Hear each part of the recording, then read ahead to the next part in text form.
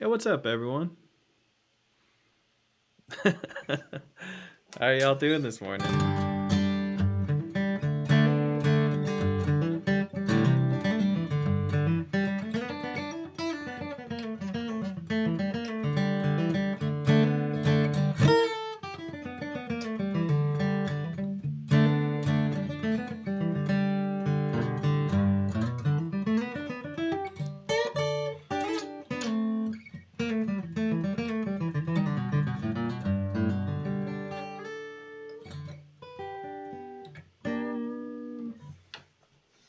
Y'all pumped to transcribe some Billy Strings? I know I am, man. Who's out there? I see you all. What's up, Robert? This one's on your bucket list? That's good, man. I just watched the Sonic the Hedgehog movie last night, and that movie has a lot to do with bucket lists. Nothing to do. Nothing to do with the current thing at hand. Love it.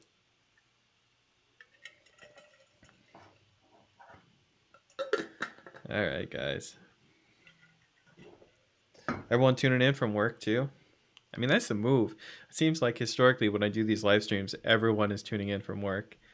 Uh, I guess, technically I'm tuning in from work as well, You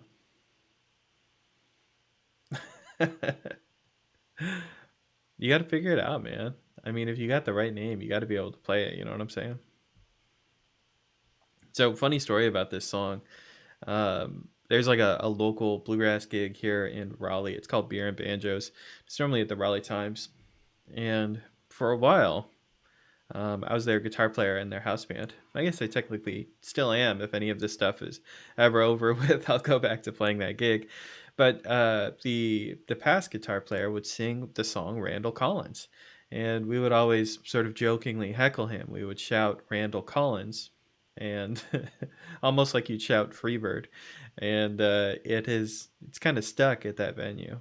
You know, you might get hit with a Randall Collins here and there. Sitting on a forklift in the rain. Oh man, that's how I know you're tuning in from work. That's good, man.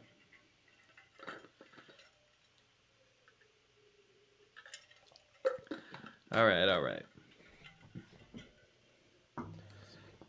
So if we're gonna get started, we probably got to listen to this thing.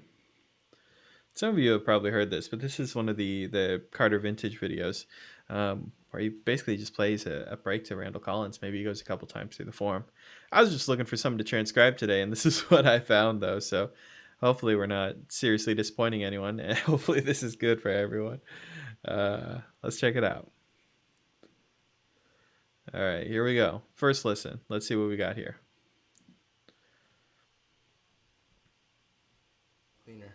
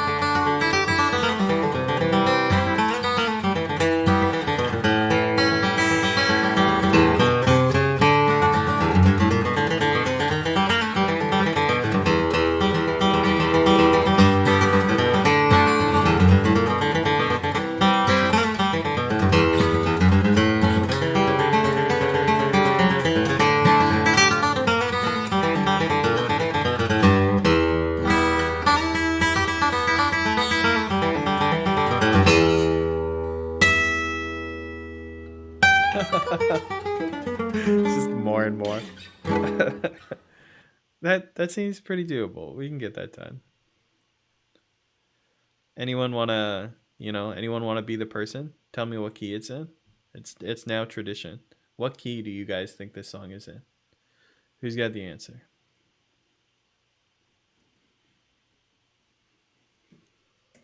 It's kind of an obvious one. I'm sure someone's got it.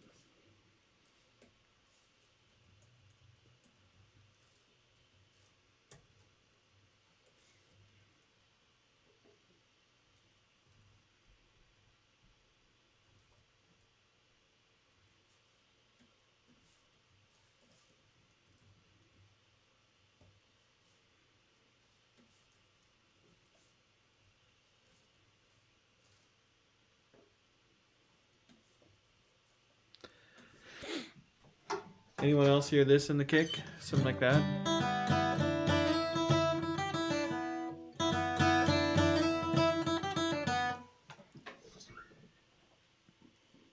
Let's check it.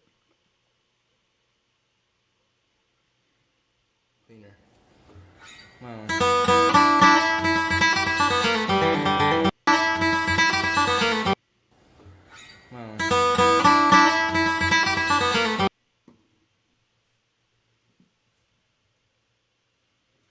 Actually sounds like he doesn't hit right on that beat. Sounds more like that to me rhythmically. Which is cool.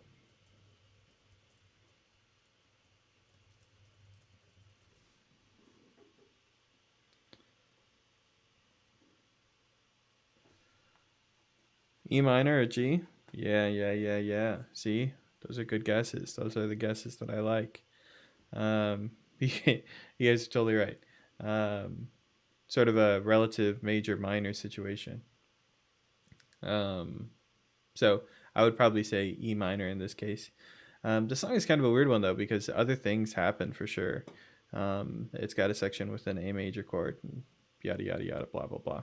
Anyway, let me not forget to show you my transcribing screen so you can see what I just wrote down.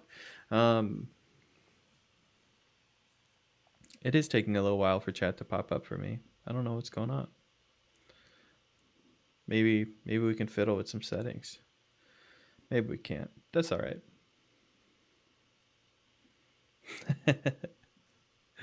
Let's see what the rest of this lick sounds like. Cleaner.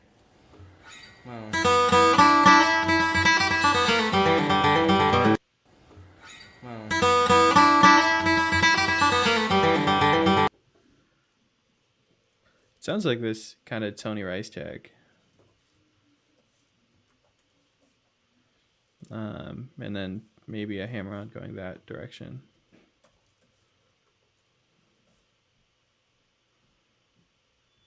I have too many notes though. Let's listen again.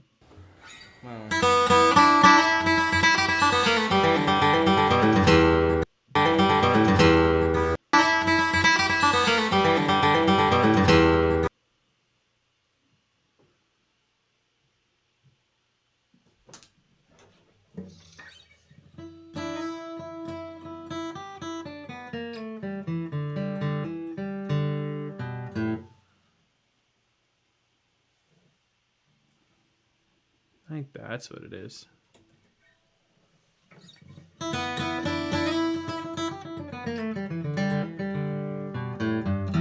Yeah.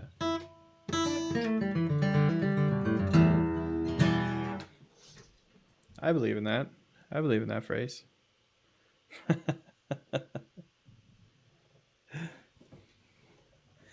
Scott, are you trying to incite some kind of like spike? I don't know if you guys are familiar with like spikes.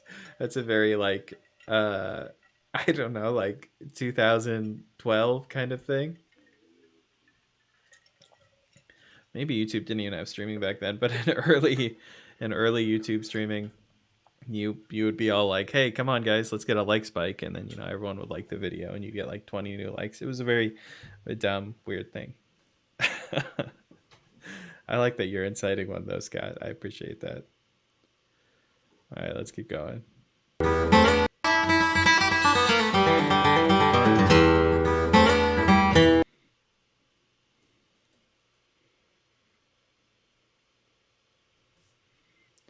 Yeah, don't worry, man. I'm gonna do these no matter what. That's kind of the weird thing about the YouTube channel.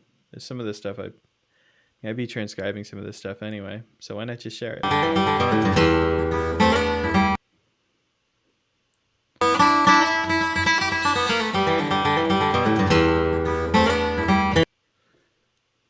You can't even hear this. His hand just moves.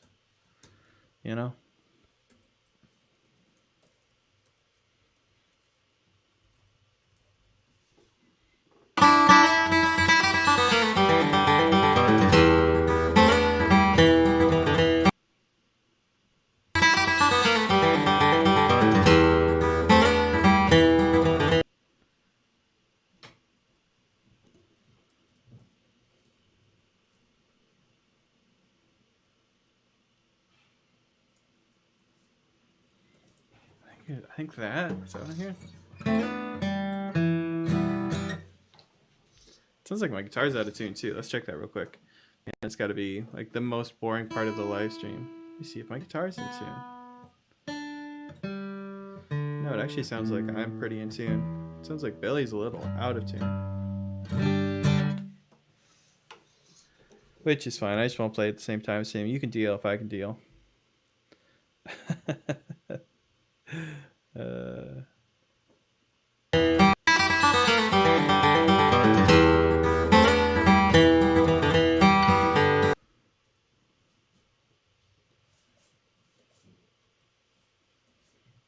Anyone in chat play this song? Anyone play this at their gigs? I mean, it's a deeper cut, but it's not so deep. It's not like totally obscure or something. I've heard lots of bands do this tune. Especially them local bands trying to get at the deep cuts.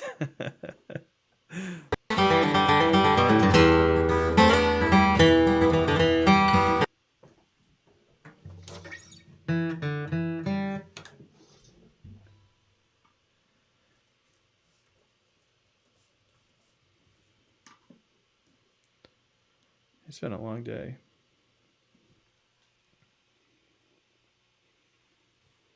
Oh man, hey David. Glad you're catching this live transcribing section. Yeah, that slide when he moves up, totally, it's the same kind of thing. I guess I didn't look at his hands to see if it was the full kind of F shape. I think it might just be a double step, just those two strings that I have written down. I don't know though. We'll find out. Yeah, that's what I was saying. Yeah, totally flat. Definitely flat. I don't know what's up with that. It's not a it's not a great feeling, man. I don't want that thing to be flat. Yeah, let's see. I want to keep up with you guys' chat, and I feel like it's a little slow on my screen, so maybe I can get another view here. Maybe this is just what happens when you've only ever done a couple live streams in your life. The old showroom down tuning? What's that, man? Is that a thing? Is that a thing I don't know about? All right, cool.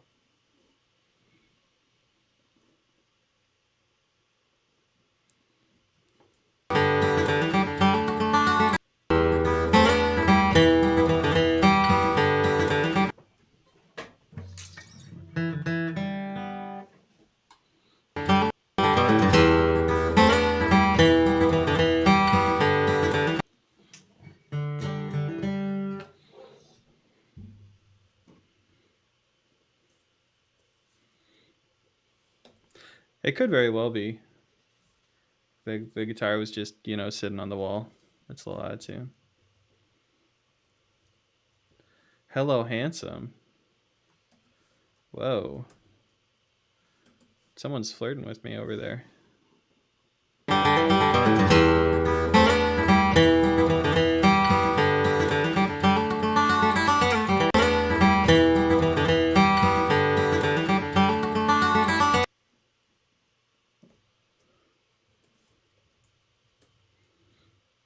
Sounded like he shot up there. Sometimes those cross-picking patterns are so hard to hear when it's at normal speed. Let's slow that down.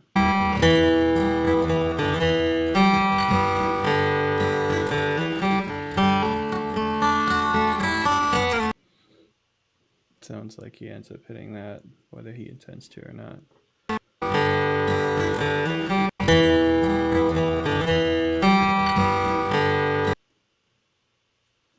And there's a small, possibly unintentional strum right here. We'll put it in parentheses.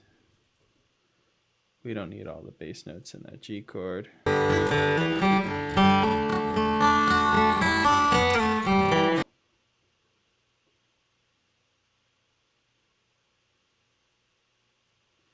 What's the video Billy listed as? Let's see if I can show it to you. Yeah, I can. 1936 Gibson Advanced Jumbo played by Billy Strings. Yeah, I wish Carter Vintage would put the titles of the tunes sometimes, but obviously it's not about that for them. It is about moving the guitars, so I get it. uh,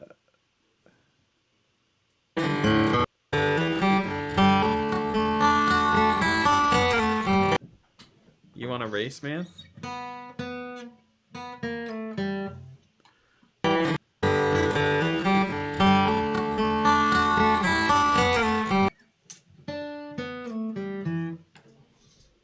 That's actually not a bad idea what Ryan just did there. If you want to listen to the recording and just listen to the whole thing and then come back and watch me transcribe it, that's not a bad idea. Um, because I'm not going to be listening to it all the way through, more than just at the beginning. Do Port Tobacco, the second verse. I don't know about that, man. Actually, I think someone already posted a video of that. God, I feel like I know who it was, too. Let's find it real quick. Brief aside. I feel like someone did more Port Tobacco than I did, and they did a good job. Oh, it was Andy Navarra. Andy Navarra is a cool dude, great player. I'm not sure he's a huge fan of my transcriptions, but he's a good player, and I think he's figured this out. Oh, let's do it in slow motion, though.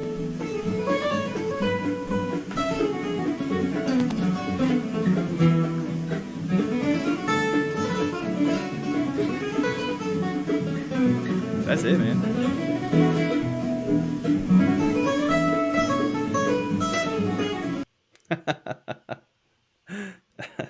Anyway, I bet you could send him a message, though. Like I said, Andy Navarra, here's what the video is called. Go send him a message. I'm sure he has the transcription, and he'll get it to you.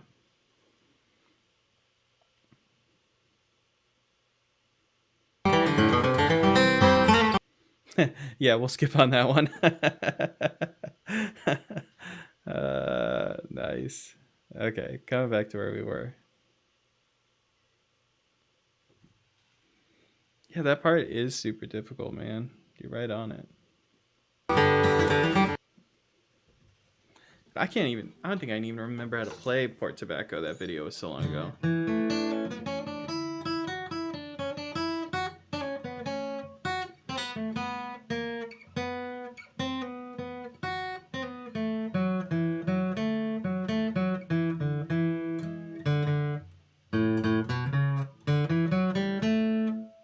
See, I don't even remember how to play it. I remember it was like an A major scale or something. There's an ascending scale there. That makes sense, but...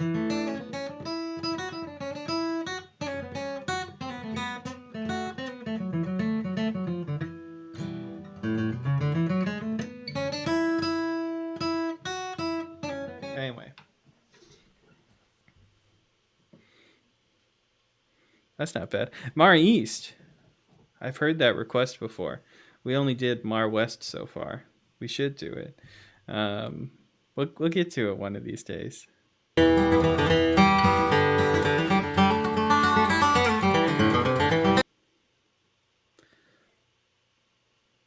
See, there's so many tunes to get to, but there's only so many hours in the day.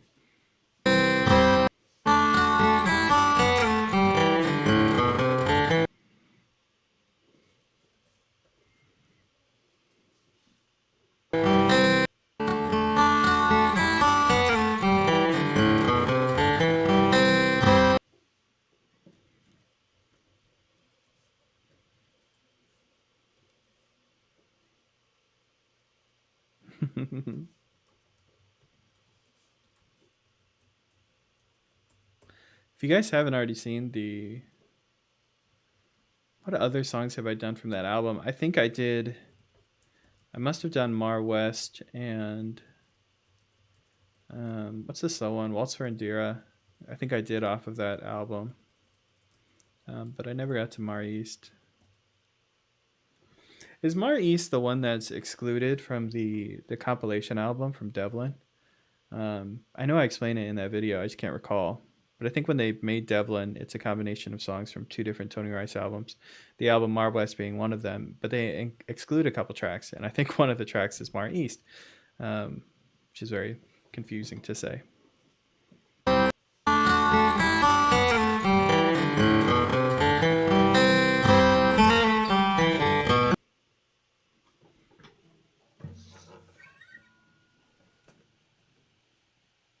My mic is quieter than the video. That's the kind of feedback that I appreciate, man.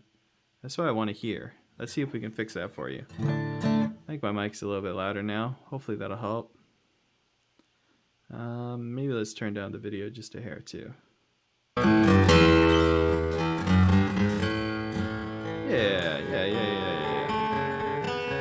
There we go. I think we're getting a better balance now. Shout out to whoever said that. Thanks, man.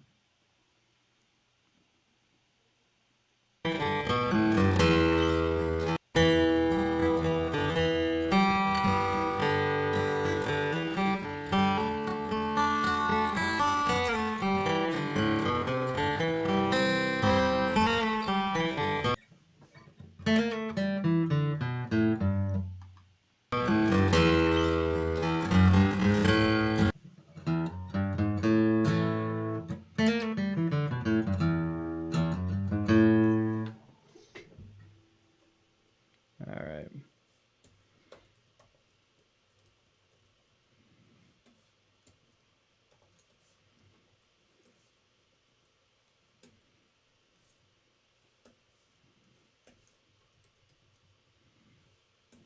All right.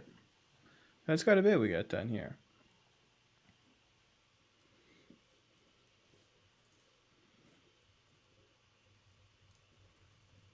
Just like always, by the way, I should mention, I think I forgot to mention last time. In a couple days, or maybe even later tonight, I will get this video, or I will get this tab up on the website, so you'll be able to grab it.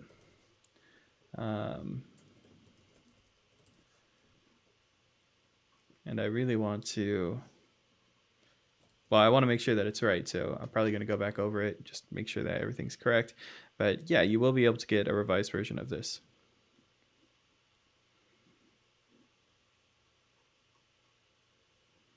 Also, there's a handful of Billy Strings tabs that are already up there if you haven't gotten them yet.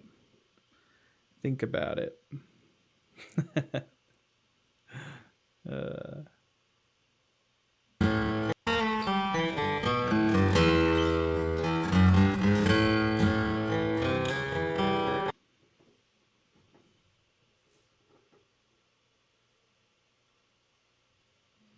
Glad you're enjoying the Billy Strings tabs, man.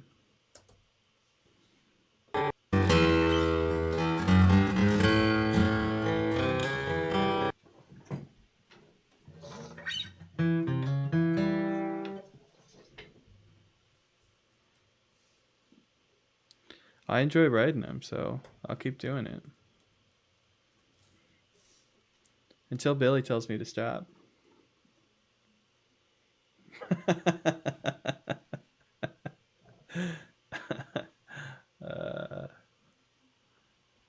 William Strings. I don't know, man. I hope he goes by William Strings. Possibly Willie Strings.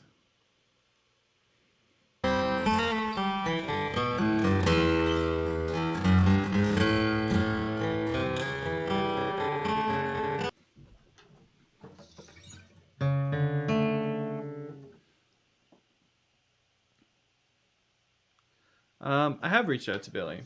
I have talked with Billy before. Yeah, I'm trying to remember what video it was after. I don't recall, but there was a video that I posted to his fan group, and he commented and he said something nice, and we ended up talking very, very briefly afterwards on Facebook, and yeah, he sort of gave the project his blessing. He was happy that I was putting these things out there, but I never asked him about an interview, and I should probably reach out to him again and see if I could do an interview. By the way, if you're concerned about that, because people have reached out to me about that before, for the most part, the stuff that I put on the website is artists that I've talked to. So when you see the Trey Hensley tabs go up, the Jake Workman tabs, the Molly Tuttle tabs, the Billy Strings tabs, those are all people that I've spoken with. I've sort of received their blessing, like, hey, put these out into the world. You know, these are great for our fan bases, yada yada yada. So even if it's just a couple words, I've spoken to them, and they've told me that they don't hate me. So you don't have to feel bad about downloading all of these. They're sort of with the artist's blessing, which is nice.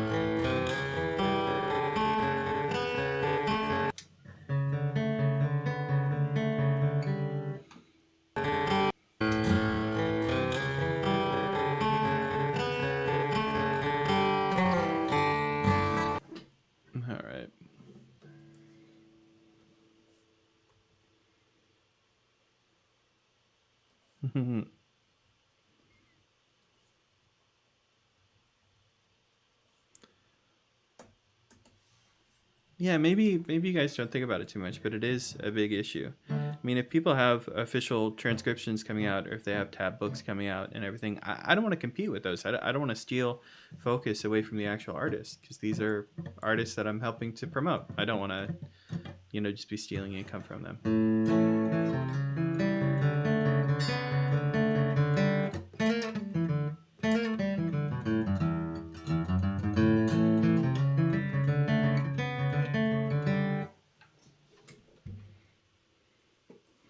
That wouldn't be very nice of me.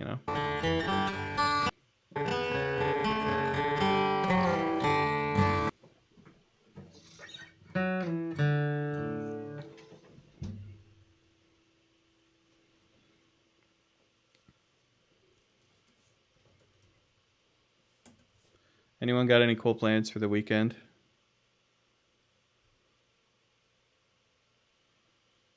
Yeah, Jake. Yeah, Workman. He he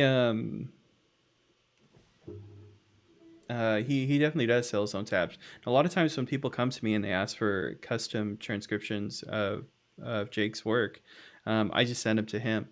Why would you want me to transcribe it when Jake's the guy who played it and he'll transcribe it for you?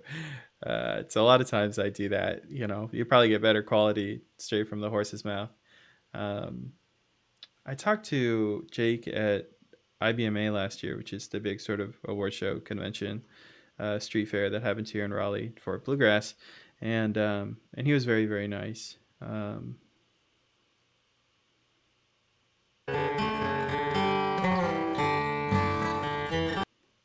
We had kind of a funny exchange where he had finished sort of test driving a guitar for someone. Someone had purchased a fancy vintage guitar, and he was playing it out, sitting on a couch, trying it out. And when he was finished, I came up and talked to him. He's like, "Hey, Marcel," we talked for a second. And right when we were finished talking, someone came up and was like, "Hey, Marcel, will you play this guitar?" And I assumed that they didn't recognize Jake Workman. Otherwise, they probably would have, they probably would have asked Jake to play it. Oh, cool, man. Yeah, North Raleigh. We got a bunch of friends that live out there. Um, we're buying a house this probably next year, and we're looking for a place to move to. There's a temptation for North Raleigh just because we have so many friends that live there.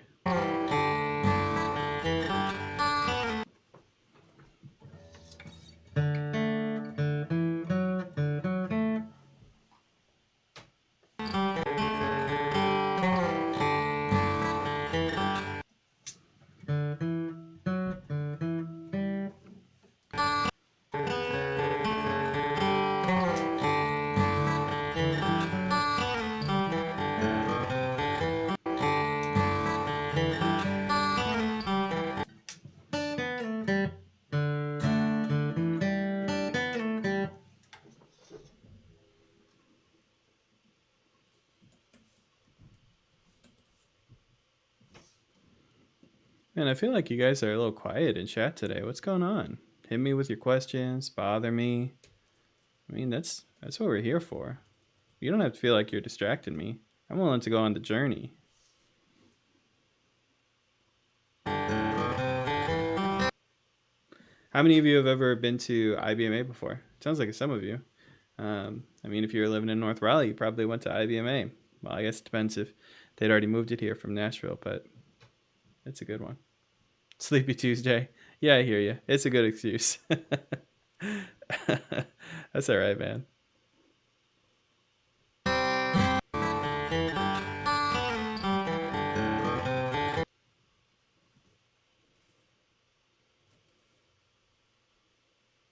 Unfortunately, no.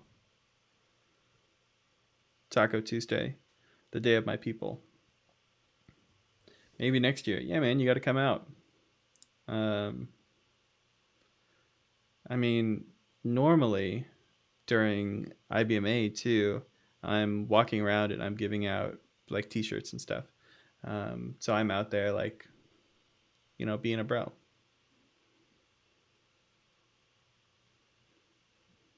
Yeah, Drew, come out. It is virtual this year. Yeah, and I really don't know anything about that. Maybe that's because my IBMA experience is different than most. I normally just go to the Marriott and hang out and try to get into stuff for free from my friends. That's not the best IBMA ad out there. Um, but no, yeah, I normally just kind of hang out and see what happens. So this year, it's not really a hangout kind of situation. I assume you have to sign up for some kind of package or do some kind of something to see all the live streams. So we'll see what that's like, and I don't know, maybe I'll report on the quality.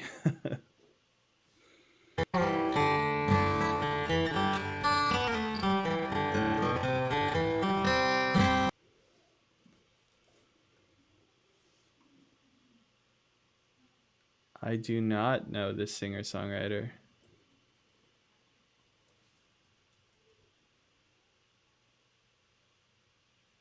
Hey, someone get this Pete guy a taco.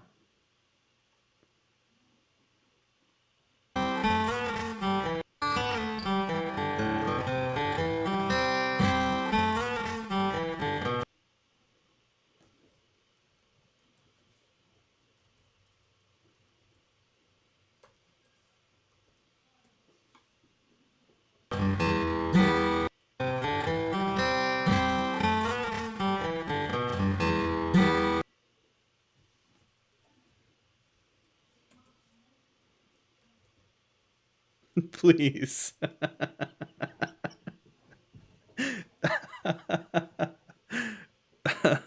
I love that. We maybe we need some kind of like taco or perhaps pizza share. You know, people in chat can buy pizza and tacos for other people, have them sent over to their house. uh, no, very little of when I'm transcribing. Very little of it is looking at hands. I'm mostly looking at hands for clarification. Um, Sometimes there'll be like little weird details that you can only kind of get from one half. So, you know, for instance, if I see Billy's hand move when he's playing a certain phrase, but I don't hear anything, I might want to look closely, because maybe by seeing it, I'll be able to kind of hear what's happening a little bit better. Um, that maybe that's not true for everyone, but that certainly is true for me. I do have a hearing loss too, so I'm maybe not the perfect person to be a transcriptionist, but every once in a while, looking at their hands does give me more details. But for the most part, I'm just listening, man. Um, and there's a lot of like, it's a lot of little details that you can really get used to hearing. Let me give you some examples. For instance, each slide move on the different strings is very like characteristic. It kind of has this specific feeling, and there's kind of cliche ways that they're used. For instance, this particular slide, sliding up to E, this sort of drone move. I mean, it's very recognizable. The high E string droning, and then sliding up to the E note on the B string. Like, ooh, that is easy to hear. Um, Versus like this kind of sliding move on the G string. Sometimes it includes the minor third, like right here. Sometimes it does not. But that's a very recognizable, unique sound too. Um, the same thing with this kind of slide on the D string going down.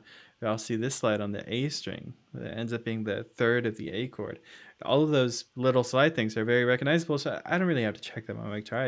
I'm familiar with that sound. Um, I do have a guitar right here, by the way, if you didn't see that. When I got to check things, I check things. I'm not afraid of that.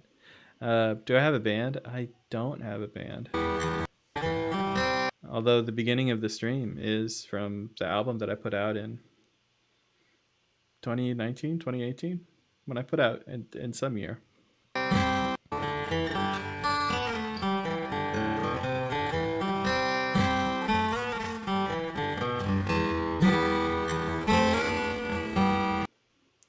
Oh, we've kind of hit the repeat. Because that sounded a lot like that. I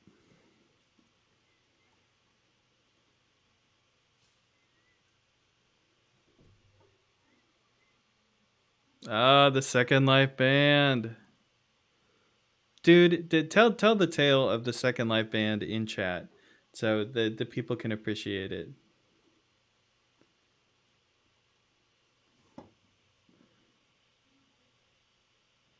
While you tell that tale, maybe I will share some of my music.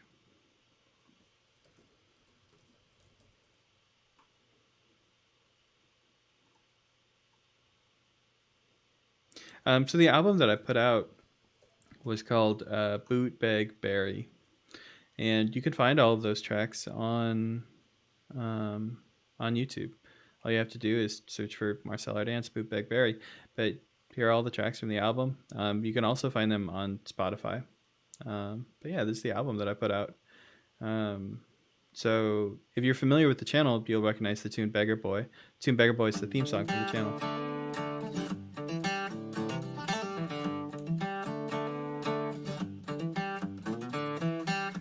Happens at the beginning of every video. And there's other moments where I've used other songs from the album too, in vlogs and stuff like that. I've used some of these other tracks.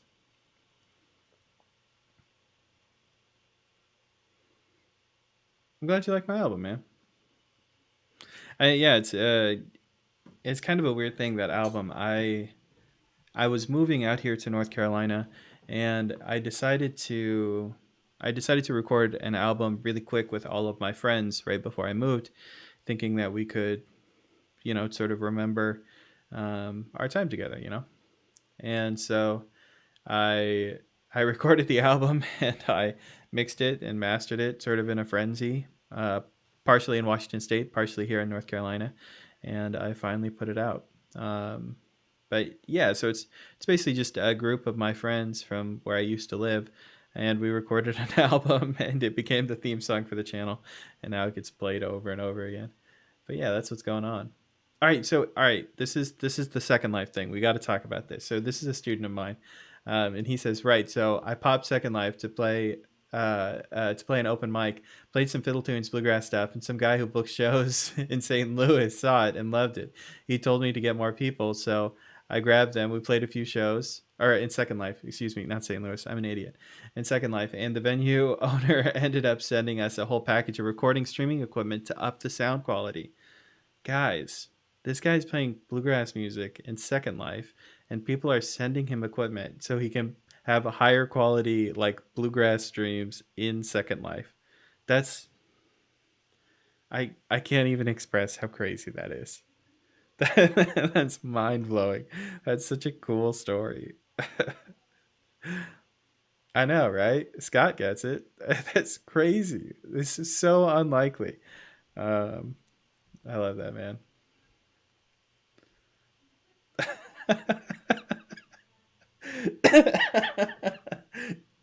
Excuse me. Second Life is God, what would you even call it? It's like a multiplayer online, this just massive collection of users, and that's it. You just role play a Second Life. But you can also like fly and stuff.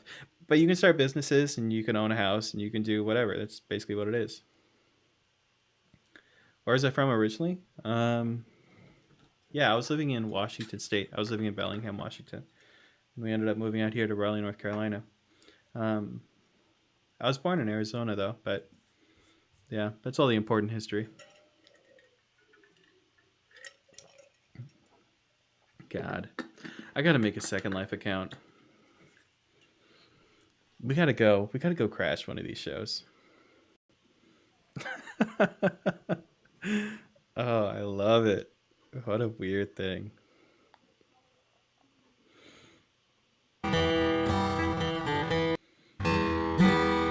Okay, let's listen to this real quick and let's see if we can find how different this is, or if it's kind of the same thing again.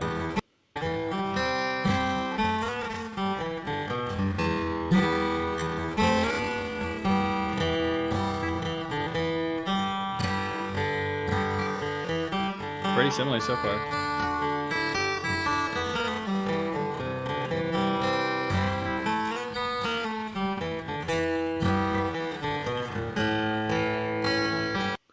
Okay, so there's lots of little details that are different, but more or less this is the same idea here.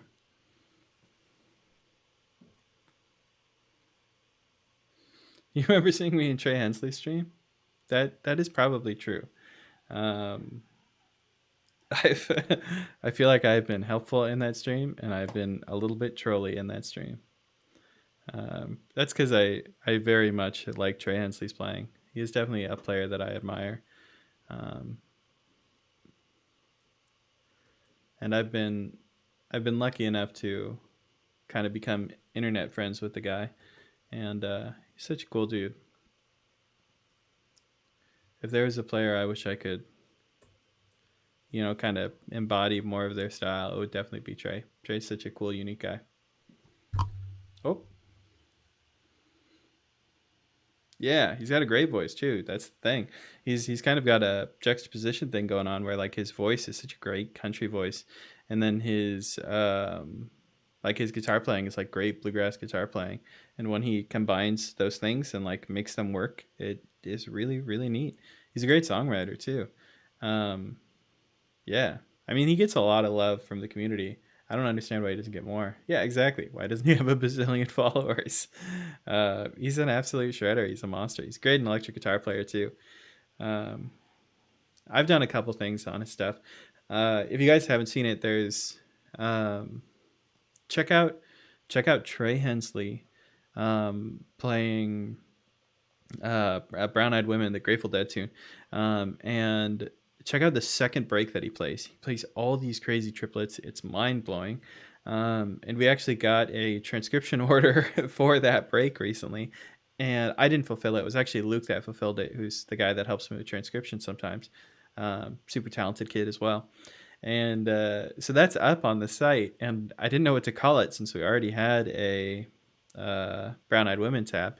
So it just says in parentheses crazy break.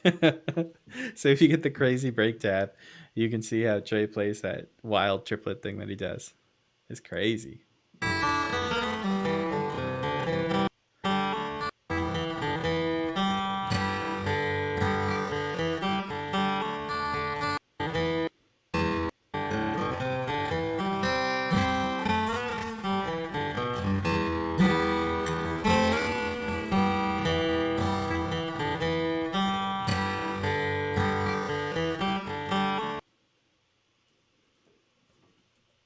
So I'm going through and I'm trying to adjust this copy and paste job to be more similar to what Billy actually plays here. Let's see how well we do.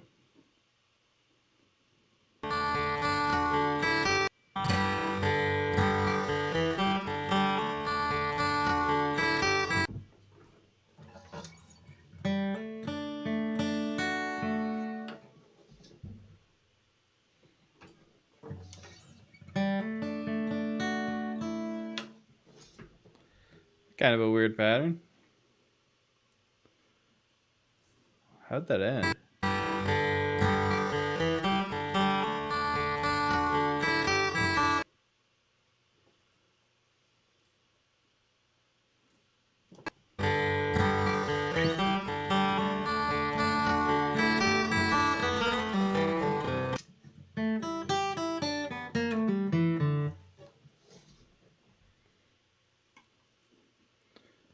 I don't know. I guess it's this.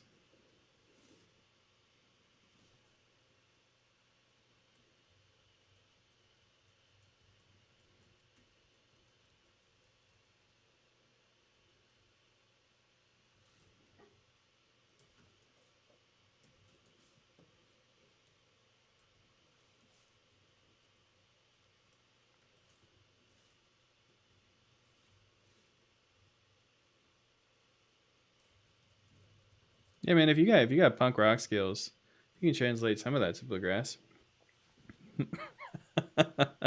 It's a fast music. uh, it's actually not really the end of the world, man. Whatever you spent time working on, you can relate back to learning a new genre. Um, I think the idea that a certain genre will like ruin you or ruin your playing is it just not really a fact. Yeah, man. I mean, there's I don't know. no one is ruined by a genre, I guess.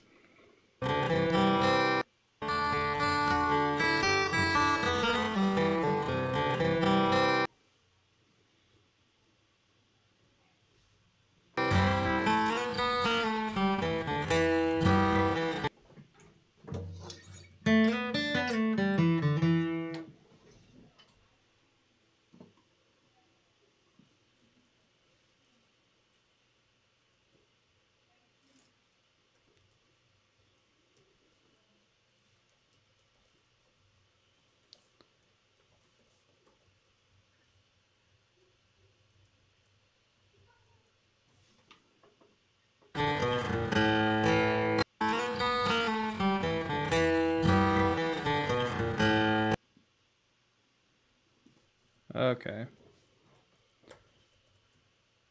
We might be approaching break territory. Might be a little bit of a hangout time. This is around the halfway point. As long as you connect with the music, you can play any style. It's not bad advice.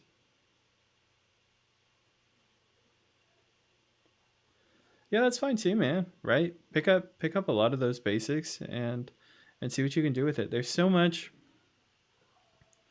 education out there uh, that doesn't give you a whole picture. That's really the only thing you have to look out for.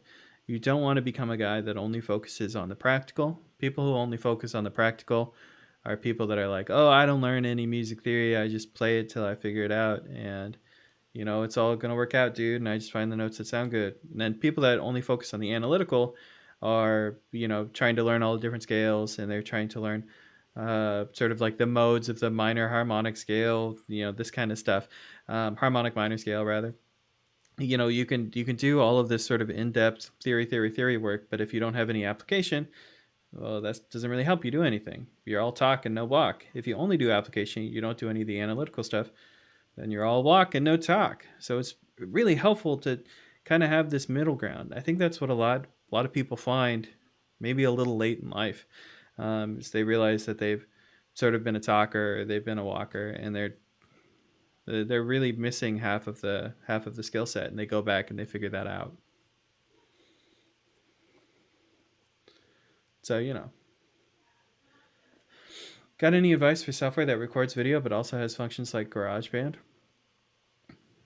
Oh man, yeah, that's kind of a tough thing. I edit all my video in Premiere, and I record it with a DSLR. Right now, we're going through a webcam, of course. Um, but yeah, the programs that I used to use are all like defunct. You can't even get them anymore. Um,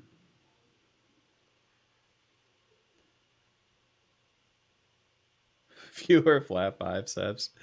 Uh, yeah, that's right. There is a lot of. Yeah, I'm going through OBS right now. Um, there is a lot of like jazz language that carries over really, really well, and a lot of concepts that are really common that you might not think of. Like enclosures, the idea of a chromatic enclosure or a diatonic enclosure, super, super useful, and they use that all the time in like bebop walking bass lines. Um, anyway, totally. Ever thought of transcribing some of Josh Williams' stuff? Yeah, man, totally. I think there's one that we have slated to release on the website, but we haven't done yet. Um, Maybe we'll spoil it for the stream. Nah, maybe we won't. We won't spoil it. But there is some Josh Williams stuff that we're hoping to release on the website soon. We'll see if that happens. I hope it does happen, actually. Yeah, bluegrass is a really challenging genre. And I think that's because of kind of what I was describing a second ago. So there is a real analytical need to sort of grab onto some of this information if you want to learn it very quickly. There's also a very like application driven way that you're going to use it. There's a lot of people who can talk about bluegrass and know a lot of history. When they sit down to improvise a solo, they sit down to like jam with others, they're just not very good pickers. They've sort of done all the thinking and they haven't done enough of the playing. On the other hand, there's a bunch of people out there that just play all the time and they haven't thought about it very much. They play the same breaks over and over again. They're the flip side of the coin. It's very challenging. I don't know if you've all thought about it that way, but that's how I think about it. I just try to be a balanced player.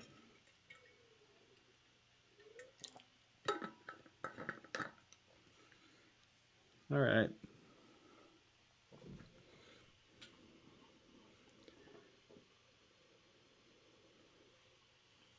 Some good talking. Some good talking. Let's see what Billy's up to.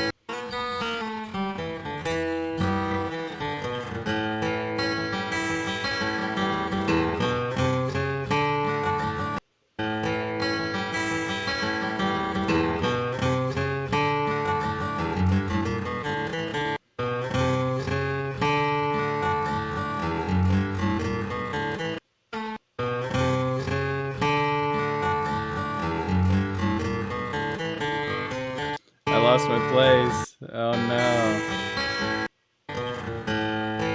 There I am.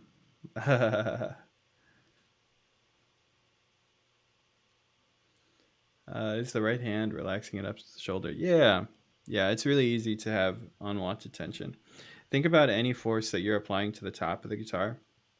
Normally generally has a negative effect, let's say.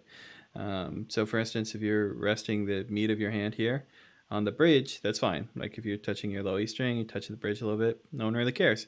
But if you're applying pressure there, that's the problem. If you have your fingers open and you're touching maybe some of the pick guard, no one cares. That's fine. But if you're applying pressure, if you're like planting it there, that's a problem. And a lot of people miss that detail. I put out a video where I was talking about how planting with your fingers here is a bad idea. It doesn't really, it's kind of a tough technique move. And a lot of people were like, well, Brian Sutton does it. Brian Sutton does it. Yada, yada, yada. And Brian Sutton doesn't really do it. His hand is a little more relaxed. It moves around. It's about holding weight. That's the thing. You really don't want to hold weight on the top of the guitar. So it's just wasted energy. You don't have to push on the guitar this way for it to make sound. You have to move your pick this way. Why are you applying force that way? How much hybrid picking? Just for the deep cut Tony Rice stuff, right? Just for if I'm playing like James Taylor stuff, I hybrid pick.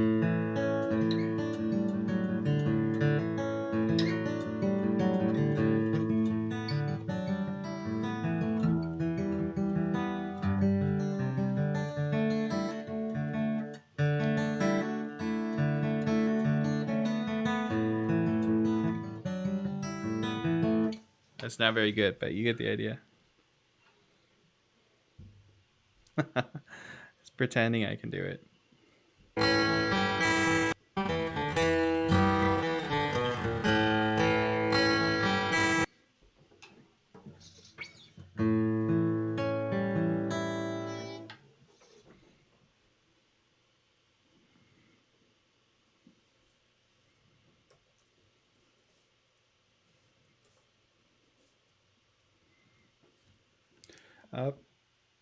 I grab with the pinky and ring finger under the first string. I can't stop. Yeah, look out for that, man. Sometimes people do that in a G run in order to get a stronger rest stroke, but for the most part, you probably don't want to do that. I actually do that a little bit myself. I think that planting comes from the initial unfamiliarity. Yeah, exactly right. You're looking for like a reference point of where the string is, so you start planting here, you start planting here, and you hold too much weight there, and it just becomes like a weird instinctual thing. It's kind of like how if you want to play louder, you push harder with this hand. Your left hand has no bearing on how loud it's going to be. You don't have to push harder on the string to strum harder, right? But that's an instinctual thing that you have. I think the same is true over here.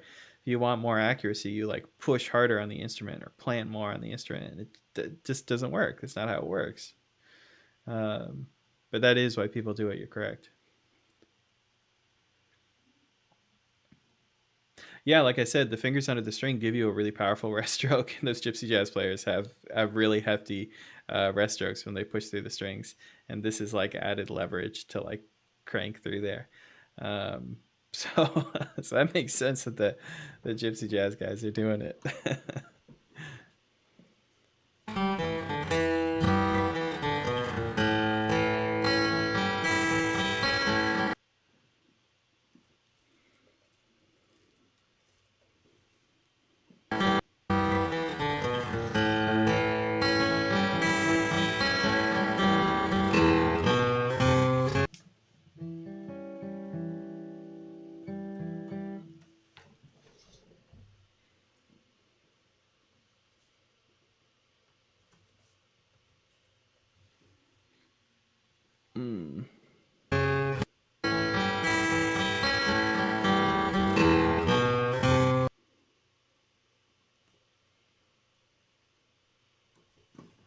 Huh.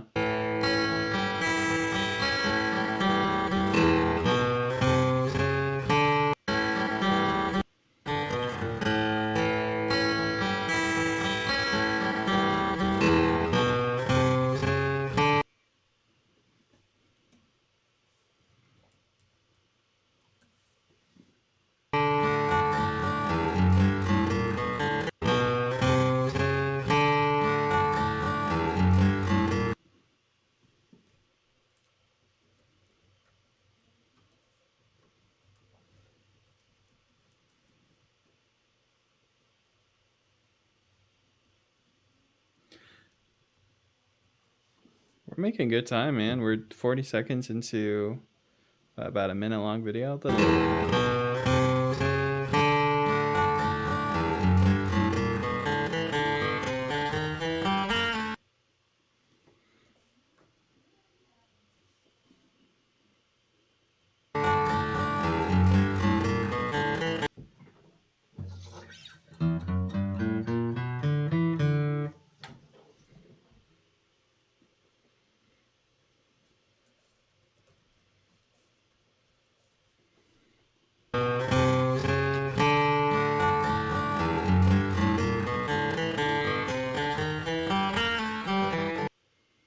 All right.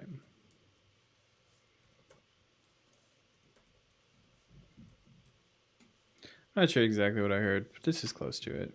We're doing good. Hey, thanks for the music, love. We're just hanging out, transcribing, man. Come hang out.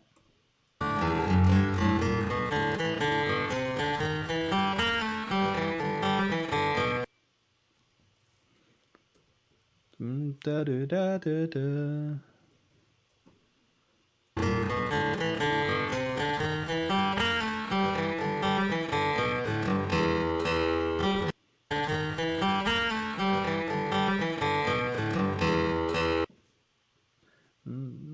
Da da bum bum bum.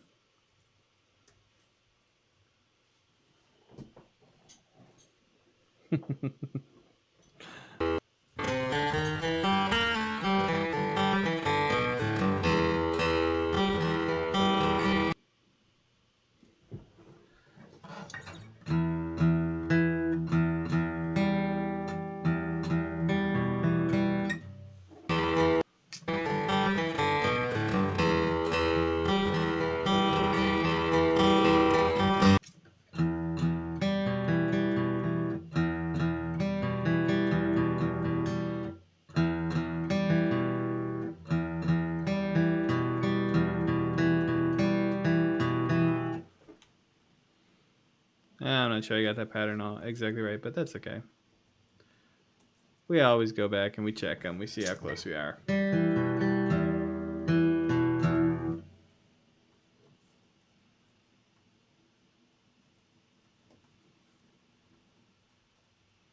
I'm okay with it not being perfect.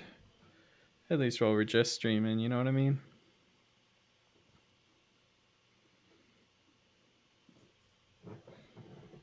What do you guys think? Oh, we need like a review section. We need to go through some of this, see how we feel about it. Because I haven't even played any of this yet. Yeah, let's turn off the sheet music just so we can fit more on the page. I just want to be able to see more of the thing. Not a good start.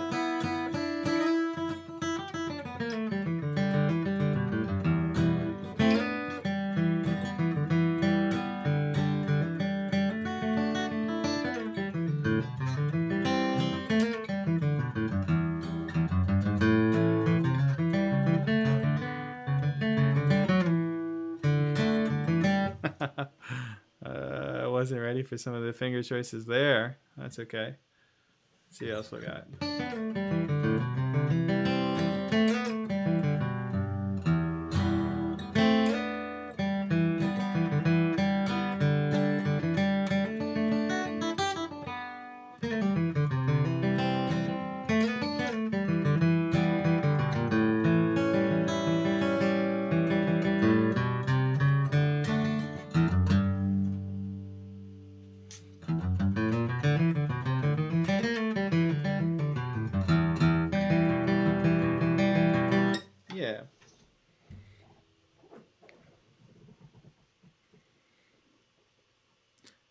We're doing good. We're doing good.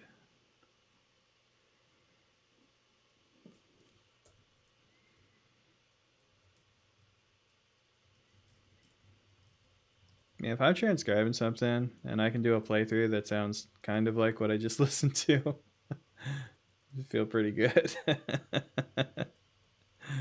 uh,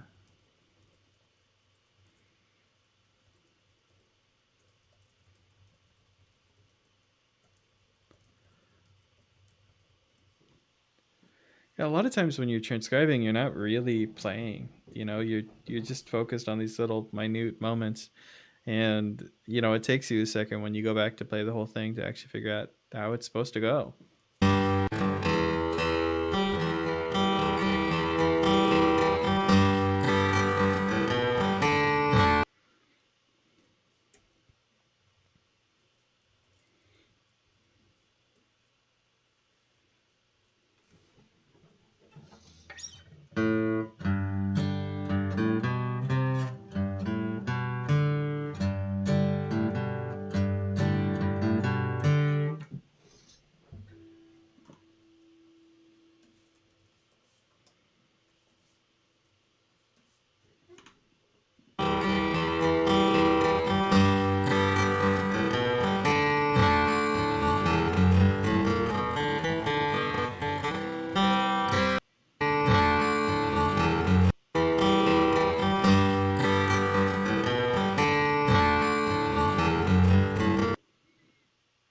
That's interesting. I feel like he's just playing this again.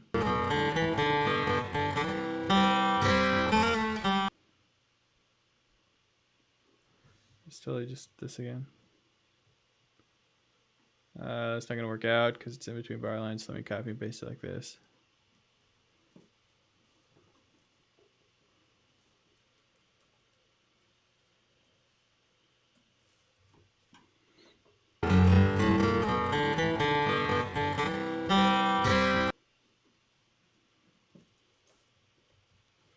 A little sloppy there, Billy. It's all right.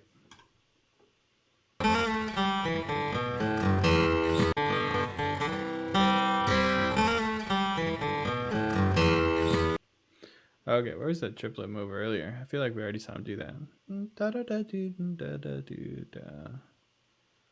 Yeah, right here.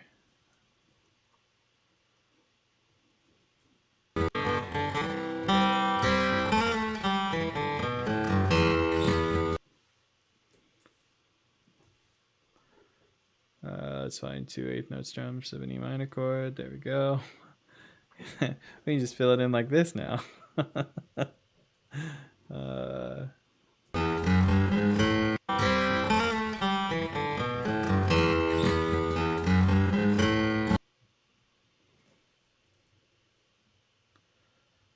more like that.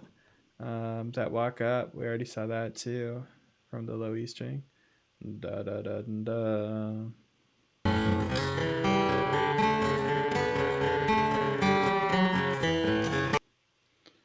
All right, maybe about that much will do us good. Oh, this is what I was talking about. It pastes so funky. All right.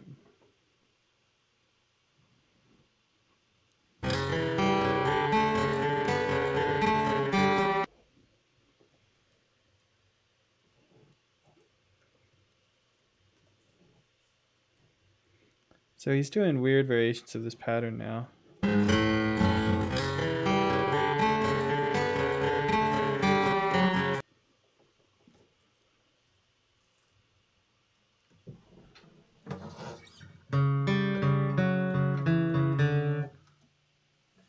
Whoops.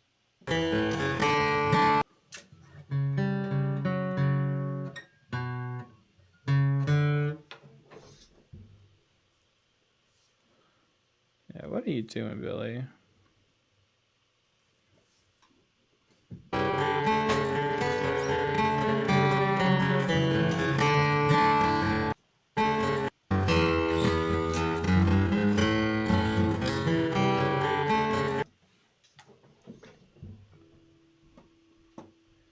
So yeah, it's a time thing because he starts it faster here. So we've been off the beat.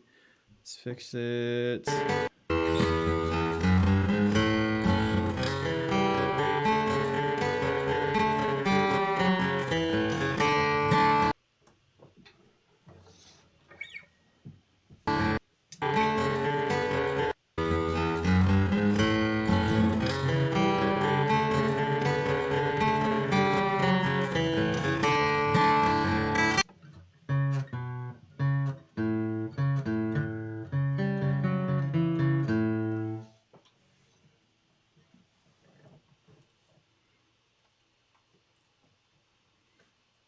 Yeah.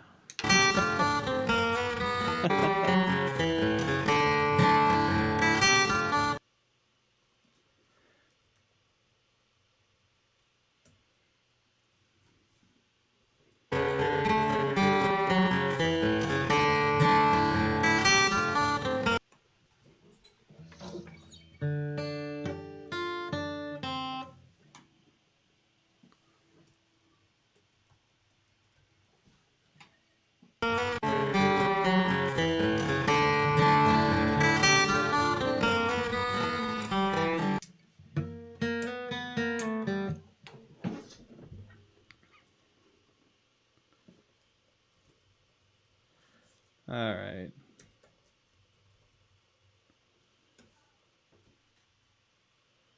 Chat, how you doing? How you doing out there, chat? I feel like I've been ignoring you. I've been transcribing. Like it's what I'm sitting here doing or something.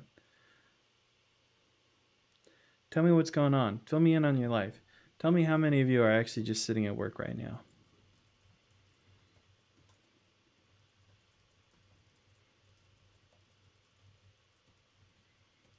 Because I know you're all just actually sitting at work right now.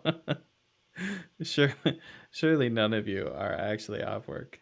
Not at work. Joe, what are you doing? Get back to work.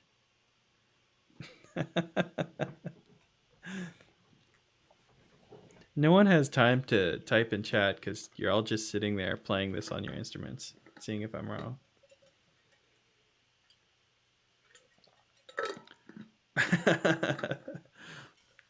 That's right. That is right. The old prep period.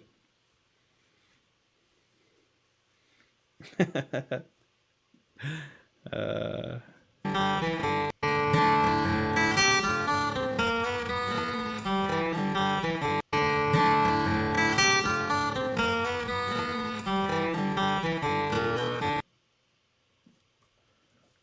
da da da da da. Drinking coffee and enjoying watching you being awesome. Driving a big rig. Get off your phone, man.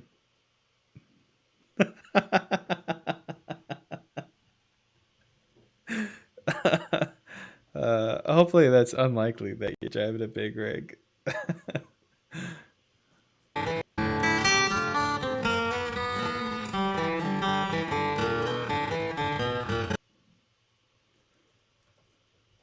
There's old Smokies on my tail.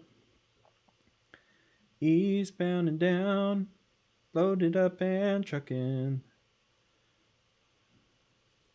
Yeah, man. What are you hauling? Are you going to Texarkana to pick up some booze? Maybe try to race it on back home with a blocker car before you get arrested? Maybe the guy driving the blocker car is Burt Reynolds and you're Jerry Reed.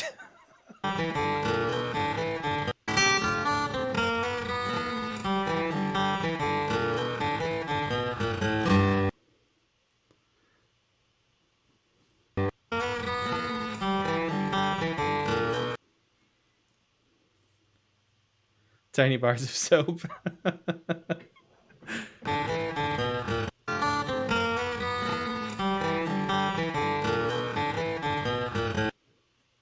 So speaking of Smokey and the Bandit, I did not know that there was like 12 other Smokey and the Bandit movies in the Smokey and the Bandit universe, but a lot of them are on Amazon Prime, and I've been thinking of making a day of it. Do you take the day off work You just buy all of the Smokey and the Bandit movies. You just watch through all of them. And I thought that would be, man, my girlfriend will hate me for that one.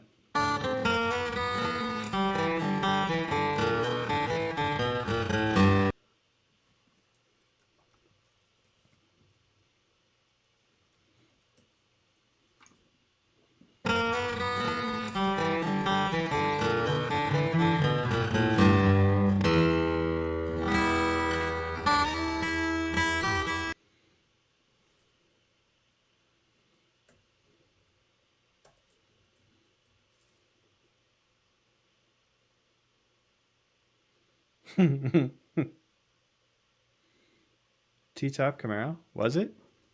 Hold on. This is important.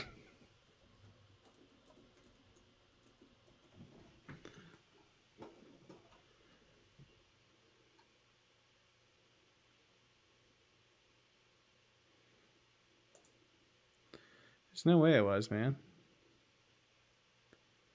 It was just a Firebird, wasn't it?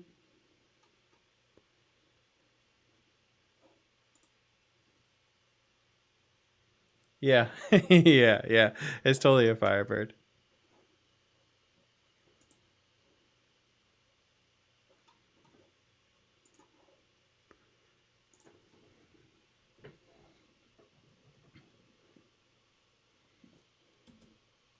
It's a hell of a film.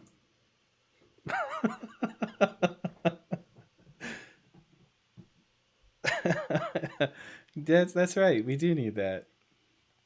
Those Duke boys are at it again. Speaking of Amazon Prime, they also had a bunch of Dukes of Hazzard on there, but I think it's now gone. Not that anyone would want to watch through every single episode of Dukes of Hazzard or something, but it's fun to just see a couple.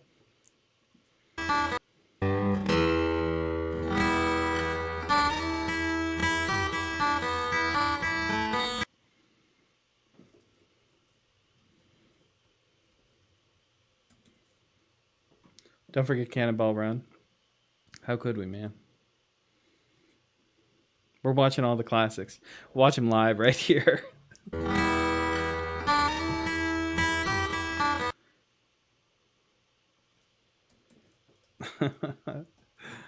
uh,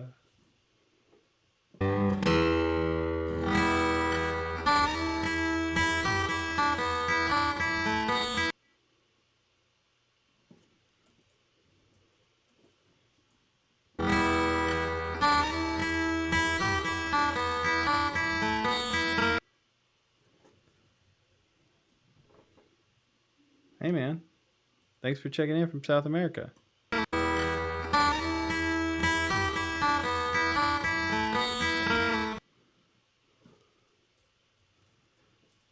Oh, I gotta play this.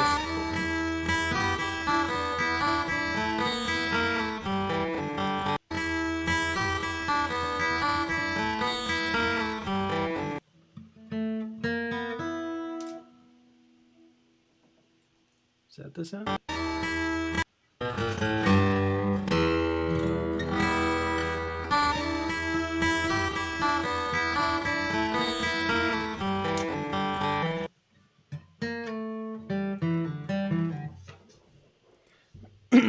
We'll spell check it later. We'll just keep moving.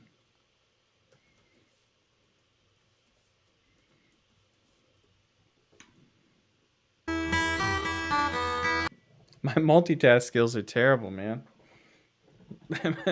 I'm like balancing spinning plates, trying to understand what's going on. I do not really have anything that's complete, basic to advanced. And there's a reason for that. It's not because I, hate beginner players or anything. It's just that when I started this channel, I was trying to sort of fill a gap that I saw. I wanted sort of more intermediate, advanced bluegrass content to exist for myself. Since no one else was making it, I figured I'd start making it. So there's lots of other people that you can get awesome, sort of more basic lessons from. I'm just not that guy. And maybe at some point I will be that guy and I'll put out all that content. But for right now, I don't have it. Sorry, I don't have it.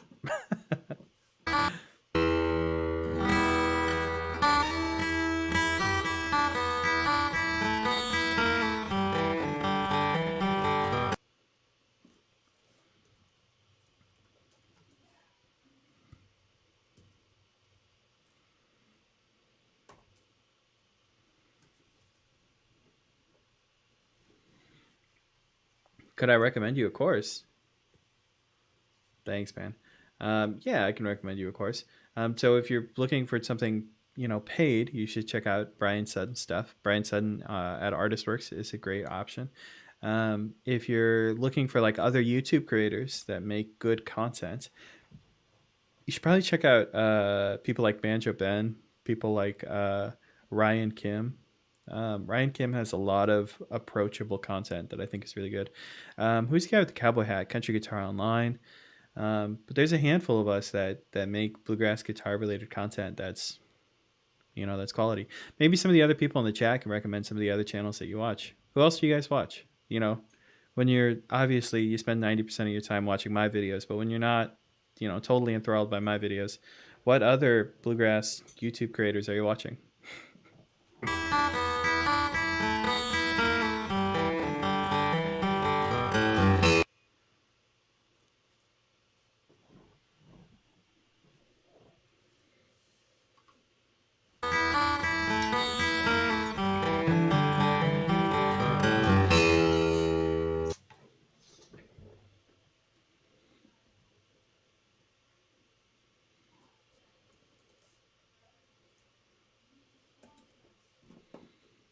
Yeah, I can definitely write their names. So, Ryan Kim is one of the ones that you should check out. I'm putting that right there. Check out Ryan Kim. Also, check out Banjo Ben. Those are some great people to start with. Yeah. What happened with that? I haven't talked to him about that. I remember seeing Eli making that jazz guitar content. I don't know what happened with that. Um, he had an Instagram too. He should have kept that up if he didn't.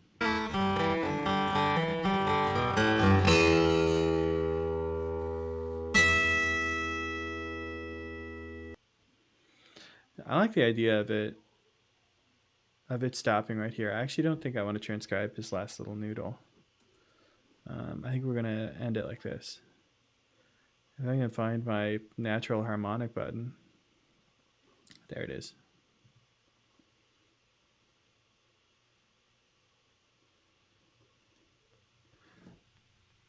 Oh yeah, that makes sense. That's the whole thing, gang. We did it.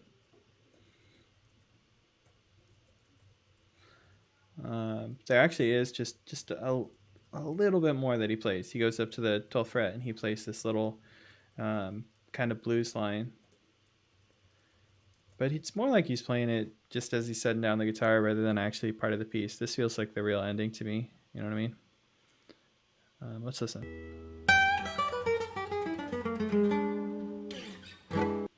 Yeah, we're not transcribing that. You go transcribe that because this is the real end of the piece.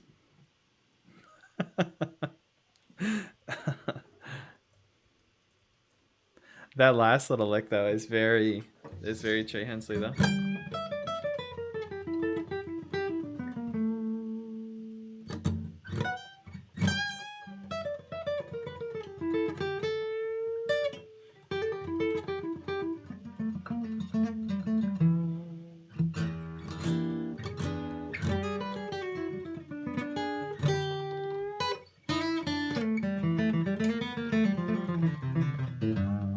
Oh, not good.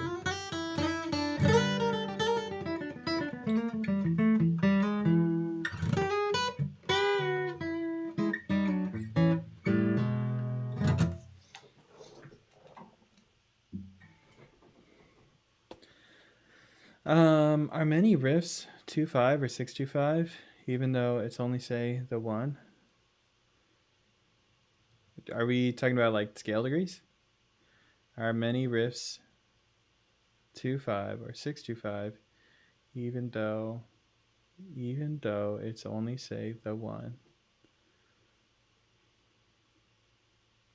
I'm not sure exactly what your question means. Are you talking about like chord changes, like people are playing through 6/2/5 when the one chord is only happening? Like, are they imposing extra chord progressions over? Um, Normally, bluegrass players don't superimpose more chord progressions. Um, so, like, I think this is your question. You know, if a bluegrass musician is playing, you know, just a G chord, let's get this out of the way. You know, all right. If a bluegrass musician is playing just a G chord, they're gonna play over it like it's just a G chord, right?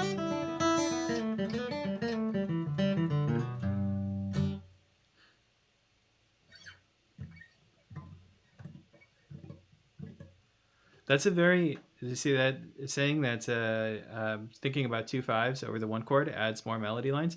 That is a very jazz way to think. The idea that you're adding more chord progressions or you're inserting more chord progressions rather than just playing over the G chord, right? You're thinking about like all of these possible other changes, and you're playing over all of those.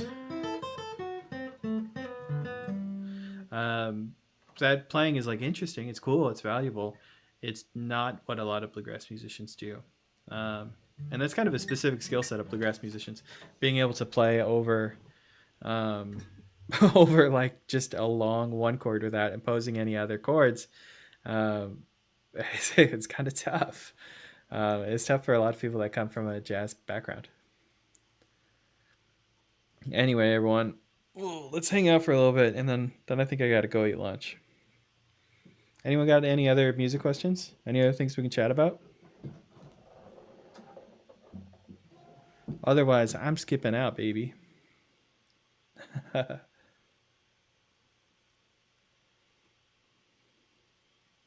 Yeah, man, it's not that it's a terrible idea. Like I don't want to shut you down. It's just normally not what's done. Um, Maybe like a, you know, that really quick like 4/1 kind of sound. Sometimes that'll happen. A bluegrass musician will post that, but it's not really what the genre is built around so much as something like jazz. See you later, Joe. You have a great day. Enjoy not working. Slacker.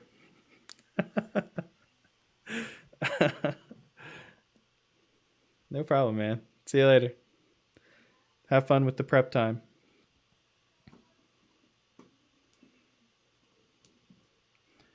And I'm glad everyone's doing well.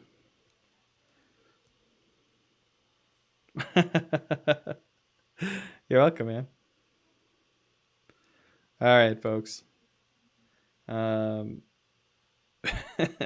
Just like always, you can get this tab at the website. It might take a couple days to get up, but we'll get it up there. Please check out all the other stuff that's out there. Thanks for hanging out with me. I really appreciate all of you hanging out for just a stream of a guy writing down music. What a world do we live in. Anyway, I'll see y'all later for another live stream some other time. You have a great day.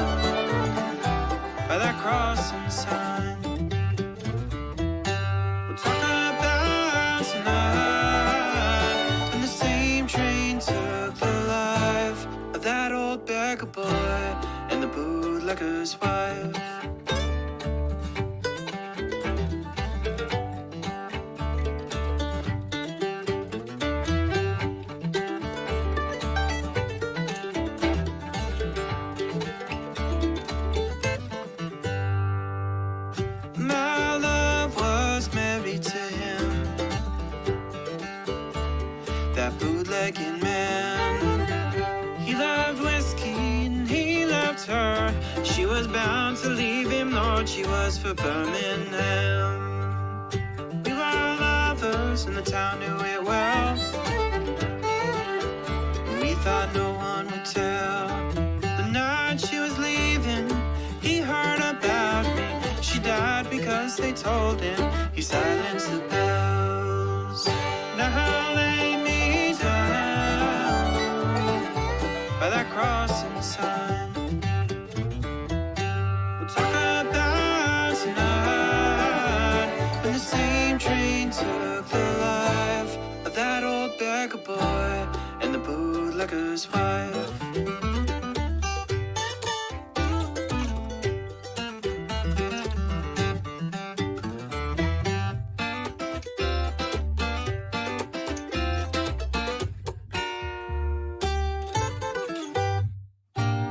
I hear them bells at the crossroads where the beggar boy's buried in the valley, where the same train took the love of that old beggar boy and the bootlegger's wife. Now lay me down